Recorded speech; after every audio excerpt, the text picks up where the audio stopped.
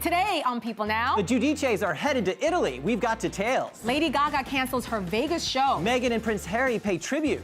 Taraji P. Henson is here, and she's teasing what's next for a single cookie on the final season of Empire. Take it up! Take it up! The Masked Singer 2 reveals. A Stranger Things teaser for season 4. We are here for it. Chris Brown's tremendous yard sale. Wowzers. Plus, Wayne Brady joins us. Look out, we got a great show.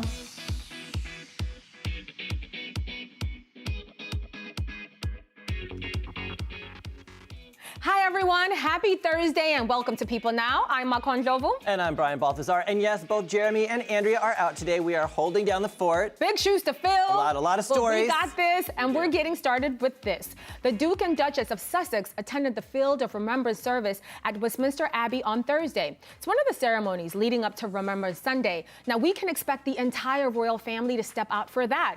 This was the first time Meghan joined Prince Harry for the service. The past 2 years, he has attended solo. The Field of Remembrance is a place where former service members and the public can plant a cross in memory of those who lost their lives in battle. For the special occasion, Meghan wore a respectful navy coat and a matching fascinator. You can also see the artificial poppy pinned on her coat. This flower has been used since 1921 as a way to honor military members who died in war. Camilla, Duchess of Cornwall, was scheduled to join Meghan and Harry, but she pulled out because of a chest infection. According to her spokesperson, it got progressively worse over the last few days.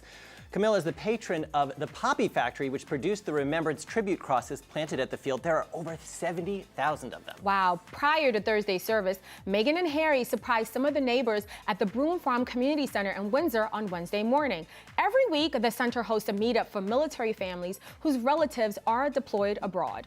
Meghan swapped parenting tips with the other parents and shared details about 6-month-old Archie's sleep patterns and how he's crawling around and teething. In a video posted to the official Sussex Royal Instagram account, Meghan can be heard saying to one child, "Look at all your little teeth. Archie's just got 2 teeth, 2 tiny ones right there." One woman whose husband is in the armed forces told Army and You magazine that talking to Meghan was just like talking to a friend. The town of Windsor, where Harry and Meghan live, has a large barracks and hosts some of the household cavalry, a regiment Harry served in during his early Army days. Harry said that he has, quote, "so much respect and admiration for anyone who has to deal with the separation that military families face." And the new dad also acknowledged during the outing how difficult it is for serving parents to be away, saying, quote, "I can't imagine what it's like to miss so much as they change so quickly." Moving on to this.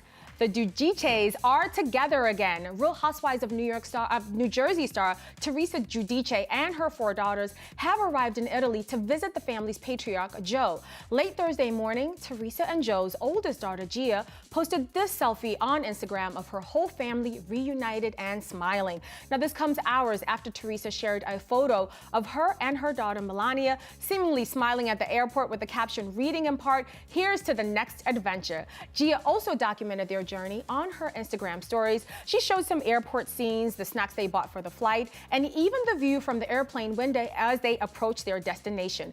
The trip comes a month after Joe was released from ICE custody and sent to Italy, where he will continue to appeal his deportation order. And it's been a week and a half since Joe appeared in his first television interview since going to prison in March of 2016. He chatted with Teresa and Andy Cohen via satellite for a very special episode of Watch What Happens Live. Now, according to Andy, the family reunion in Italy will be documented by Bravo cameras for a Real Housewives of New Jersey special. Now, currently, Joe is living in his grandmother's home in Italy as he awaits the final appeal in his deportation ruling. Teresa's father made an appearance on his son-in-law's Instagram over the weekend at a dinner that included other family members. Joe and Teresa's reunion seems to be a critical moment for the couple's future. During the Watch What Happens Live special, they both told Andy Cohen that they're at a crossroads in their marriage and would not be making any decisions about divorce until they spend some time together in person. Now, Teresa said, quote, "I'm waiting until I get there to see if I feel differently. He says the same thing. When he sees me, he may not want this either. We'll know when we see each other." Now, to watch more of this play out, catch season 10 of The Real Housewives of New Jersey, airing Wednesdays on Bravo. Let's move on to this. Lady Gaga canceled the show in her Las Vegas residency on Wednesday night due to a severe illness. Just a few hours before she was expected to take the stage, the singer revealed on Instagram that she was devastated by having to cancel. She says, quote, "I have a sinus infection and bronchitis, and I feel very sick and sad. I never want to let you down. I'm just too weak and ill to perform tonight." Now, she went on to add, "I love you, little monsters. I'll make it up to you, I promise." Now, Gaga has endured quite a bit of pain recently.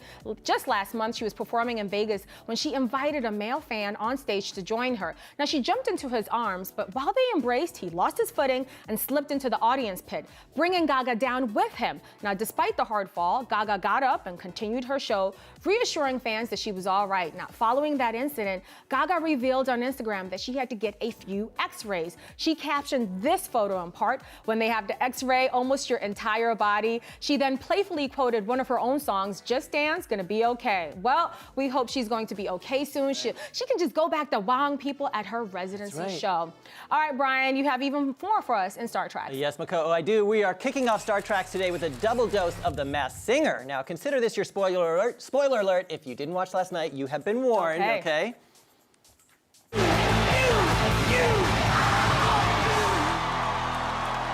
After a 2-week hiatus because of, that little thing, the World Series, right? The Masked Singer returned on Wednesday with a 2-hour episode, and to make up for lost time, the competition unmasked 2 celebrities by the end of the night.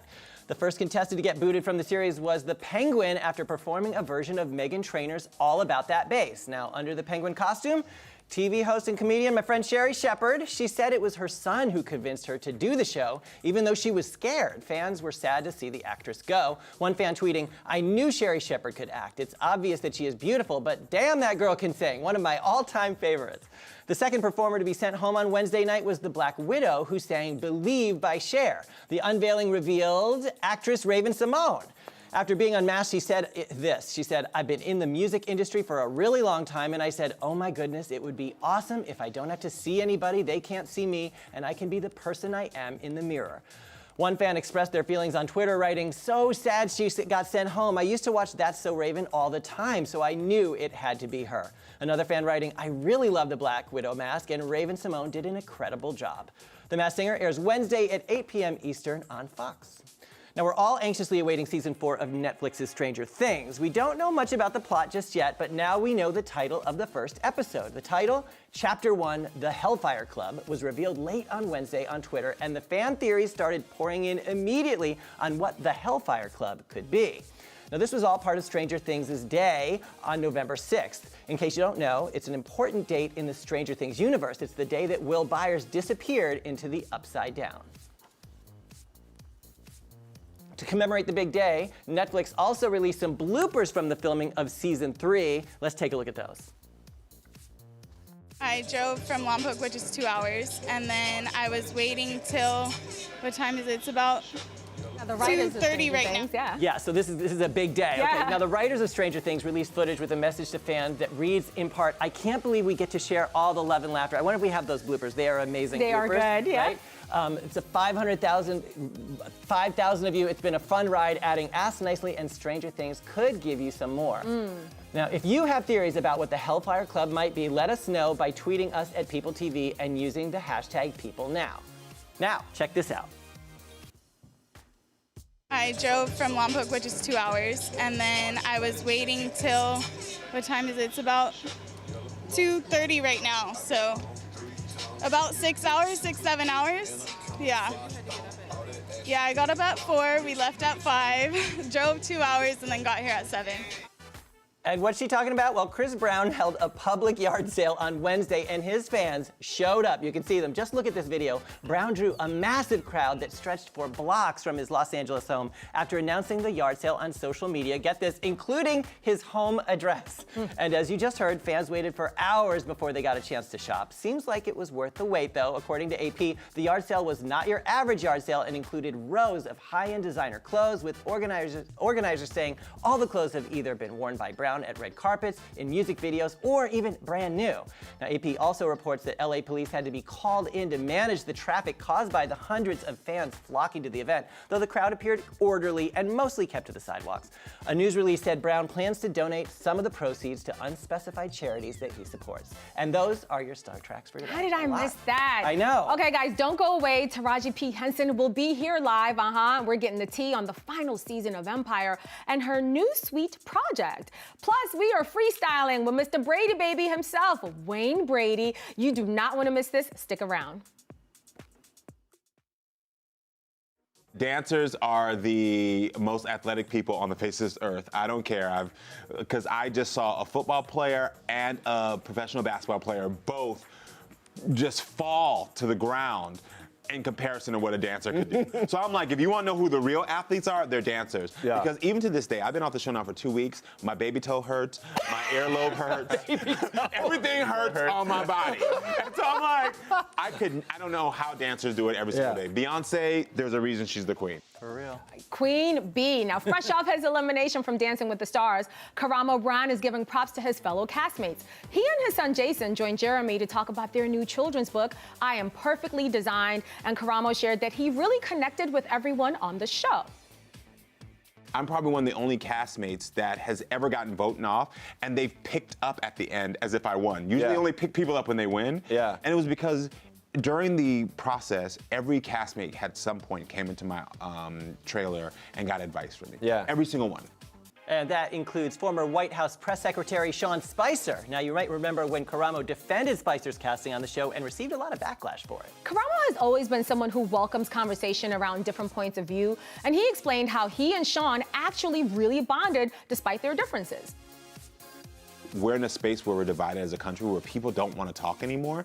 And then that's perpetuated by the shows we watch on TV where people are like arguing. And I think there's space for real heartfelt conversation where you respect someone, but you can still disagree.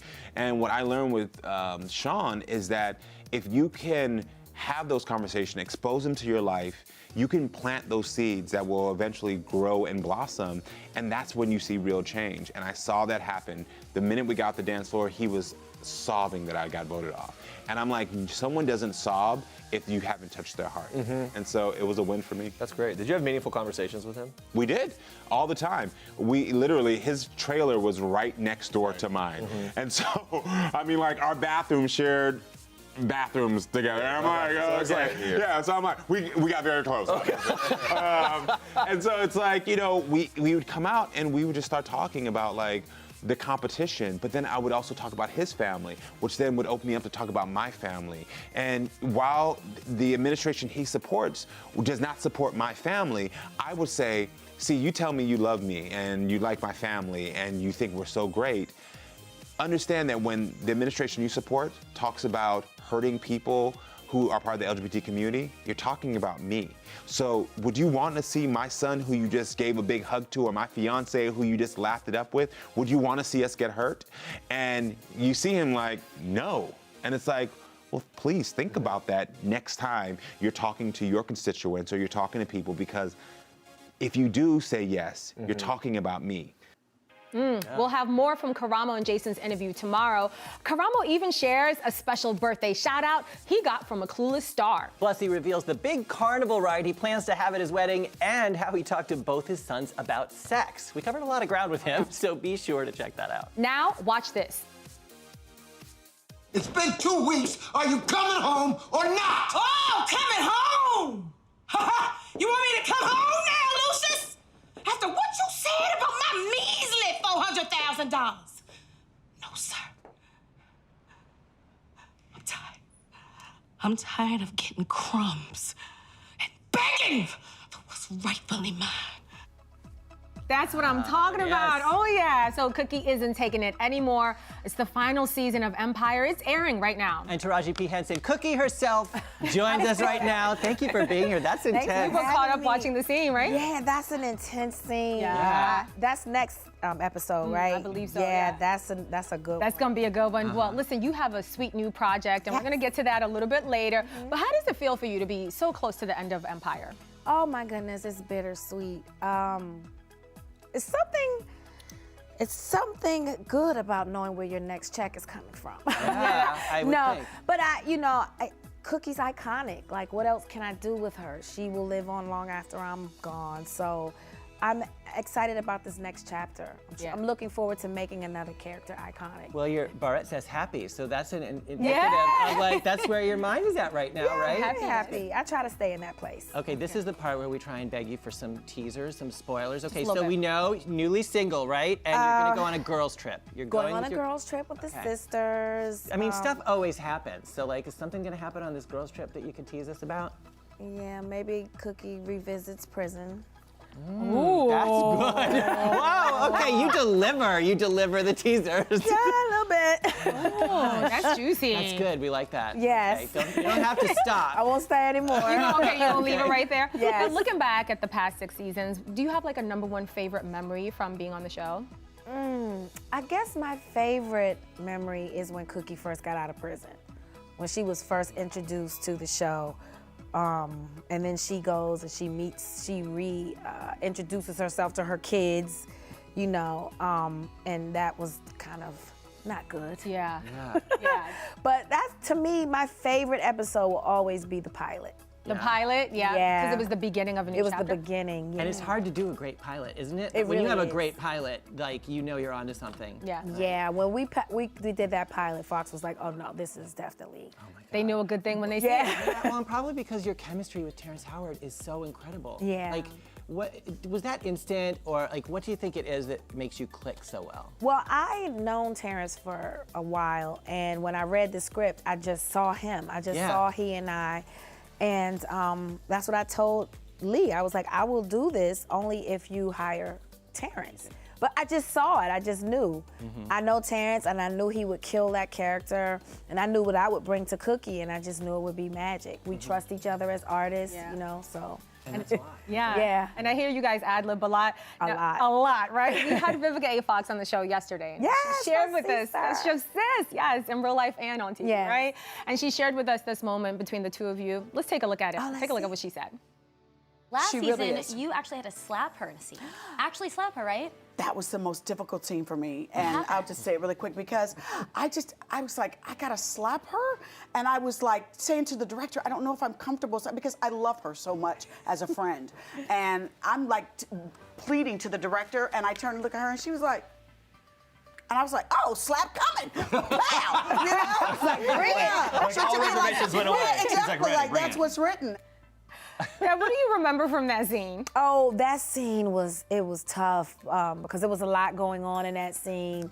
Her son was beating on her. I was trying to save her. She was offended by that, trying to protect her son because he had mental illness, and it was just a very complex scene, very real. It was, but it was great when you trust the actors you're working with, it allows room for spontaneity and, you know, all of that to happen. Now, did the slap actually hurt, like, or was it just like a fake kind of slap? Kind of fake. She never made contact. She never made contact. Okay, She know better than that? Yeah, I know the duck old Kill Bill, honey. Oh, I know. Oh, right, exactly. She knows a thing about swinging. Yes, right? yes. Okay, so Terrence has said that he's quitting acting after Empire. Vivica said that she thinks that's just a break.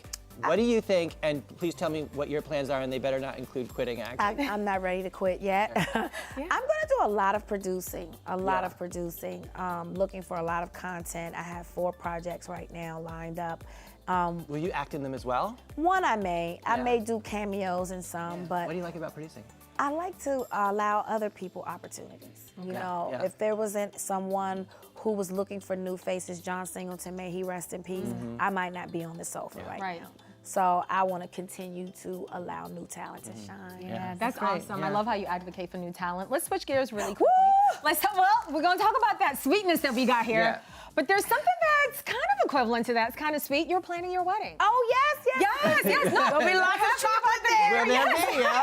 Well, let's talk about your wedding. I know you're not much of a bridezilla. You've talked about what you want your wedding to look like, but is your fiance helping you out during this process as well? He's your typical man. He's just like, whatever you want, whatever color, I don't care. He really just wants to go to the Justice of the Peace. And I'm like, my mother would kill me. Right. So we're trying to find the happy medium. I don't want it to be a big show. It's literally about the people forming a circle that is going to keep us and hold us to the vows that we take. Yeah, it's about having good food, good That's friends. right. Now, what about your son? Is he involved as well? Oh, absolutely. He has to be there. He has to. Well, he's going to be there. He's going to play a role. Absolutely. Well, I'm not doing a bridal party. Got it. So just come and watch us take these vows. Yeah. And then let's eat some good food and party all night long. Yes. Is Mary Yes. singing at the wedding? Have you talked to her about that yet? I think she. I said something. I don't think she knows yet. But girl, you singing? You ready? Exactly. Fire up the band. All right. So let's move on to this amazing treat that you brought. Sweetness. You have some sweet news for us. So Kinder Bueno is like one of the #1 selling chocolate bars in the world, but it's one of the top bars in Europe. And it is a sweet burst of chocolate in your mouth. It is milk chocolate. It has wafers and It's heaven in a wrapper, basically. heaven in your mouth. It has a hazelnut creamy filling in the middle, and it's drizzled in dark chocolate. I mean, it's like a chocolate orgasm, if you will. Oh, a chocolate orgasm. I like the sound of that. I'm going to open it up. I'm so happy. While you're here, yeah. Yes, Hopefully you it's have not to making a eat ton it. of noise. I'm going to No, eat it. you just trust me. You can't stop at one. You can't bar. stop at one. I'm glad there's two. So they're making their debut here in the U.S. Finally, I'm yes. so excited, and they're going to treat all the New York chocolate lovers with a Sweet Easy pop-up. Nice. And the Sweet Easy pop-up is so clever what they're doing. They're taking you into the world of the Kinder Bar chocolate. On November 8th and November 9th. November Okay, 9th, excellent. yeah. And it's sold out, I'm sorry. It's sold out in it's like sold 8 out. hours. But what you can still do is get some these chocolate. bars as soon as they are. Oh, get the bars, but you can also follow Kinder Bueno on their Kinder Bueno. Yes. Right. I'm salivating right now. Right. So good. But you follow them on their social On their channels. Instagram. Yeah. and Thank can you so take a much. peek at it. Taraji, I'm going to eat all this chocolate. I don't want to munch in front of y'all. Thank you for coming by. Thank you. Yeah. Make sure to watch the final season of Empire with new episodes airing Tuesdays at 9 p.m. Eastern on Fox. We will be there eating chocolate. I'm By munching down. And check out this chocolate Kinder Bueno. It's coming to a store near you. Happy eating. Soon. Mwah. Thank you. That girl and I had a thing. Have you ever been with someone and you stay up until like 4 a.m. just talking about everything and you're just like, I can't believe I get to exist at the same time as you? No, but like I'm really happy for you. To be a teenager in love. So sweet. Netflix's new holiday romance movie, Let It Snow, follows a group of high school students brought together by a snowstorm on Christmas Eve. And what happens next? Well, you'll have to watch to find out. I think the fact that we were able to, emulate a lot of real life situations in terms of, finding yourself and who you are and what you love and just tackling all those sort of young adult novel things. And also, again, just the normalcy of love and that it sort of just transcends everything. So, Normalcy of love. I love that. oh, Beautiful. Oh, stop it. No. Liv Hewson plays an out teenager in this film and was excited by the chance to show a queer romance play out in a holiday film. Take a look.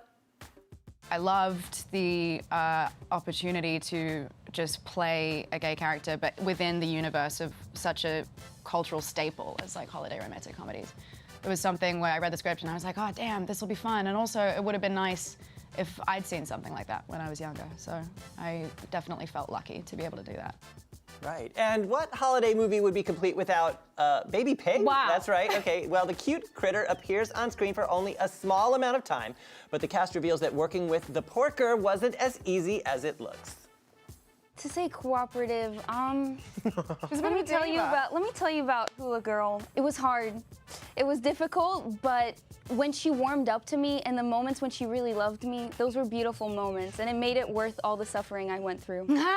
Well, the thing is, a baby pig needs to be with his mom, not on a set with 40 people and hot lights and in the freezing cold. And it feels uncomfortable because you're holding an animal that's uncomfortable, so it feels terrible, But the moments when she was quiet and came up to me, that was so sweet. Yeah, I think you guys figured it out.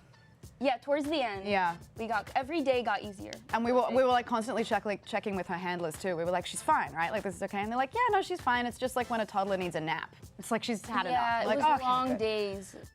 Oh, she loves that pig, okay? Odea even told us that the pig tried to squirm away from her several times. I'm really glad that worked out, though. Yeah, Let It Snow will definitely get you in the holiday spirit. And the cast revealed to us what their most unique holiday traditions are. Watch this. Heat. It's summer. Christmas happens in summer in Australia, so it's a lot of like being outside, and the days are very long. It's hot. It's a lot of like eating fresh fruit and, you know, wearing shorts. So I guess it's not unique back home, but it feels unique here. Yeah. I find myself to always be with my mom on Christmas, so I think that that's pretty standard for Christmas, but that's not true because even in this movie, Stuart is not with his mother. There's something about going to Home Goods for Christmas and Marshall's, TJ Maxx. They just go all out for Christmas. They just do it right. The music, they bring out all the stuff. Those like expired Oreo cookies that they have. Like, been there for 5 years. Who knows? They're the best. Such good gifts. Oh, man. Sorry if anyone gets food poisoning from those, but I gifted those to a lot of people, and those are really good. I have this really crazy tradition in my family where pretty much you take a napkin, tuck it in the back of your pants. It's like a little tail, right? And then you light it on fire. And then a certain song plays. They play the same song every year. I just don't know what it's called.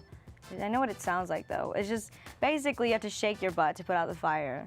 And if you don't, well, then you're screwed. But no one's ever lost. I've been accustomed to buying gifts now instead of like getting gifts. And that's like more fun, I think. I feel like I haven't been in a mall since like 2015.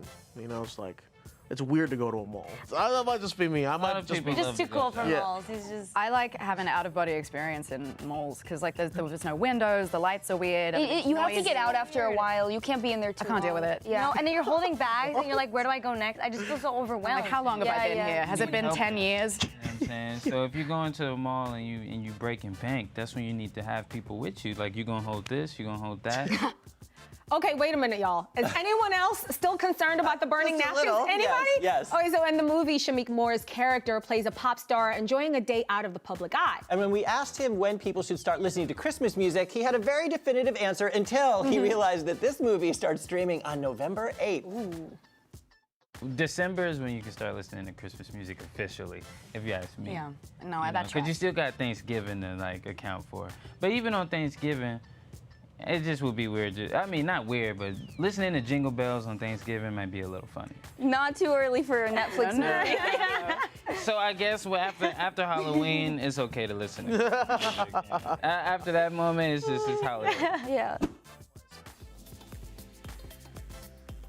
Let's Make a Deal is kooky, off the cuff, and laugh out loud funny. And the only person qualified to host a show like that, I gotta say, is Wayne Brady, who joins us now live. Hi, Wayne. Hello, ma'am. How you doing? What's up? I'm great. You're doing great. I'm into the suit. I love everything about it. So good.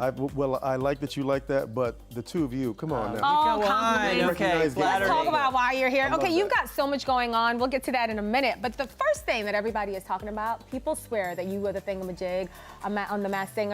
And I gotta say, the clues don't lie. I would like to present to you some evidence. Okay. The first one is, I will tower over the rest of the singers with my puzzling persona. Okay. I'm here because I love to sing, though you may think that's not my thing. Right. Okay. Now in the clues package, Brian, the thingamajig is wearing yellow the pants. yellow pants with the rip, and you ripped your pants on Let's Make a Deal once to show like yellow underwear. Like, come on. Wow. Also, we did our that research, is- Wayne. Is that really research? Okay. Sure. You know Yeah. what?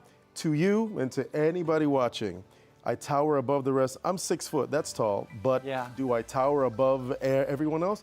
I don't know. Last season, I was supposedly the monster. Who was the monster? T-Pain.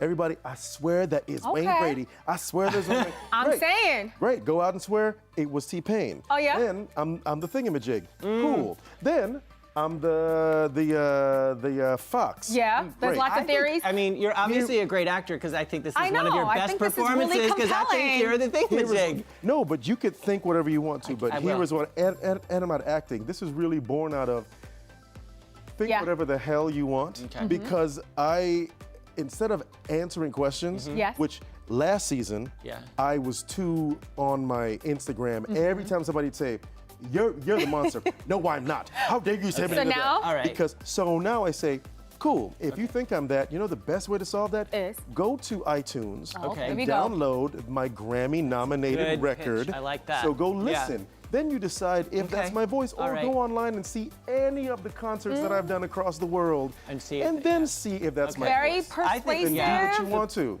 But one persuasive argument is that you just don't have enough time. Because one thing that's not a rumor is that you are a very busy man. And one of the many things you're doing. Pay for this exactly. And one of the things you're doing, we know, is Let's Make a Deal. What about that show brings you joy? Like, what's the best part of doing that job? The best part of doing Let's Make a Deal is truly getting a chance to change people's lives. Yeah.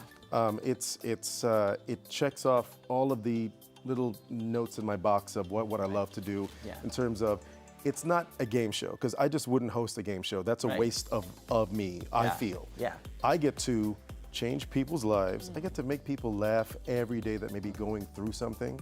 Yeah. So many emails that I get through CBS, the tone is, hey, my mom is sick. Wow. She gets to watch you. Hey, I've been laid off from my job. I watch you. Hey, my family won on your show. Thank you for the car. Now I can get to work. Now I can do these things. We've passed game show territory into life-changing place. Yeah. And that is a joyful show. And that's Feel Good TV. Now, we know your daughter brings you joy, speaking of things that are joyful. And we're assuming she's a teenager, so she's on her phone 24/7. Now, you've actually teamed up a track phone, which talks about mobile data waste. What are some surprising stats that you learned in going through this project with her? Well, I didn't realize that we wasted as much money as we do on data. And the thing that I've been telling people is I feel that it's such a good combination of company and person because of my work on Let's Make a Deal. I get to change people's lives and I get to give them money. So track phone, in a way, is giving you money.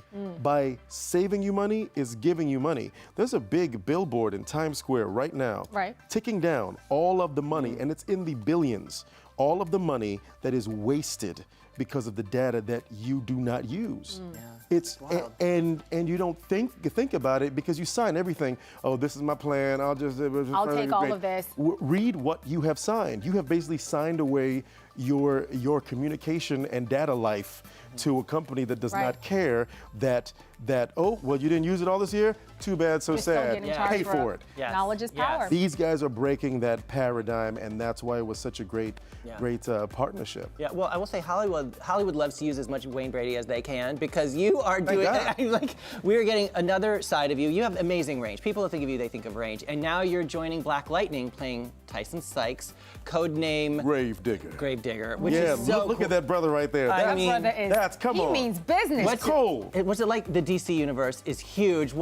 How does that feel? What's that like? To a nerd that grew up reading DC and Marvel and wanting to have his voice heard and imagining, you know, sometimes life can be a certain way that you need to dream past it. Right. So reading comic books and inspiring myself with these tales of mythic heroes, that was my way. Who are your favorite heroes? Oh gosh, you mean comic book wise? Yeah, DC superheroes. DC on the DC end? Yeah.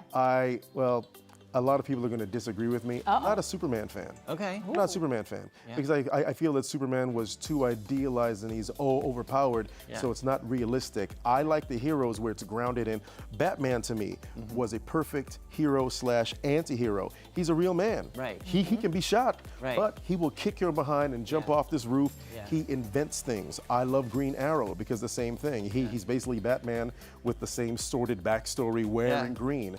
I think I love any hero that has to use their mind because to me, anyone can write about, oh, I've got mystic rays, but can you talk your way out of a situation and think your way out of a bag? You know what? It's kind of like you, because you're quick on your feet. Now, you're currently guest starring in Freestyle Love Supreme on Broadway. Yes, it was created by and starring Lin-Manuel Miranda. Now, what did you learn? When did you learn that you had the gift of improv and freestyling? I think I learned that I could improvise before I knew what the word was. Now everyone knows, oh, improv because of whose line, and then because of things that have followed. Remember when we were kids, it was just called making stuff up. Right. Playing. You were just playing. And you were good on the playground. And I was good in the playground by myself. Not to sound like a sob story, but I was a kid that was very much in my own head.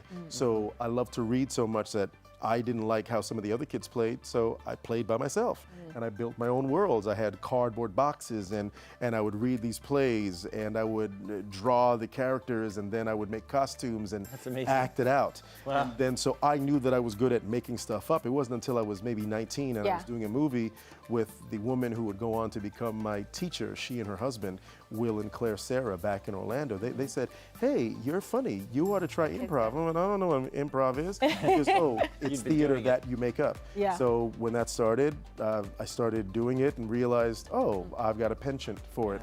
But that wasn't something that you could make a living with until I realized that I could by getting on Whose Line, and then that kind of changed my whole life. And you haven't looked back since then. Now, we want to hear about your freestyling games. So we have a random words right here in this jar. Okay. We're each going to pick one. So these are words that I've never seen. You've never seen. Just to let your audience know, because the veracity is intact. Oh, yeah. And they're obscure for that reason. We want to stump you. Uh-huh. Yeah. Ooh. So we're going to grab a word, and then you're going to create a freestyle. Okay. Are you ready?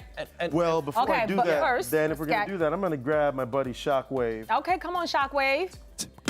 Yes. This is my man all the way from Freestyle, Love Supreme, giving love to my dudes and dudettes out there at theater. Here we go. So we can do it. I'm Wayne Brady, AKA Chocolate Bars. Shockwave, are you ready? I'm ready. Here's the Bring first it. word, Let's Darth go. Vader. Darth Vader, hold on.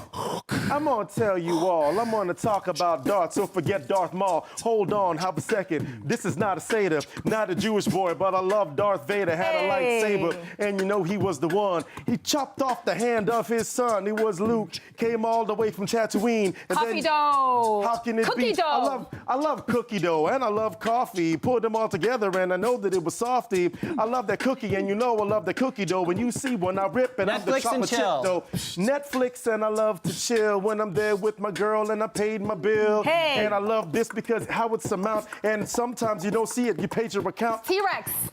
So tell me what's next. I walk with hands up. I am the T-Rex. Loofah. I get that because you know just what I do. I make sure my nethers are clean. I grab a loofah. I put it on myself. I'm the boss. Am I really hot? Damn, I'm hot like hot sauce. Muy caliente en la boca. Yes, I am. Because I'm gonna do it. Because yes, it is the jam. Oh, wait a second. Because I'm on, and I'm stick to-ing it just like a tampon. Oh. I stop the flow and I make the flow go. Flamingo. And I make the flow go like a flamingo. Don't stand on one leg. I stand on my two. Waffle and fries. You see, that's why I'm way better than you. And there's no fact you can see, you can't deny. I'm better in your mouth than a bunch of waffle fries. Last one, You can do tangerine. it. How can you seen? Citrus, it's so tangerine. I get that, and they say that I'm nervy. If you bite me, you will never have scurvy. That's how I do that, and you can't trip. I'm just like a pirate on a pirate ship, and we did the rap, and the rap was fun. But Shockwave, stop a minute, because this is done. Whoa! I thought you said these words were obscure and hard. They are. Man. We got to work a little harder. Ooh. Wayne, and thank you so much for stopping by. Guys, let's make a deal. Airs weekdays on CBS. Check your local listings. Now, coming up tomorrow, we're at the Frozen 2 premiere talking to all the stars of the much-anticipated Disney sequel. Plus, we're joined live by Leslie Odom Jr., who's starring in the biographical film Harriet. Thanks so much for watching, everybody. And for now, we leave you with the one last thing from one of the stars of the Apple TV Plus's new Out of This World series for all mankind. Bye. Hi, I'm Chantal Van Santen from For All Mankind, and this is One Last Thing. My last big splurge was at the end of filming season 1, I bought a house and adopted a dog, so it was an emotional and monetary splurge. The last TV show I binge watched was Fosse Verdon, which was incredible. Slouch. I don't think I've ever heard that word from a choreographer before.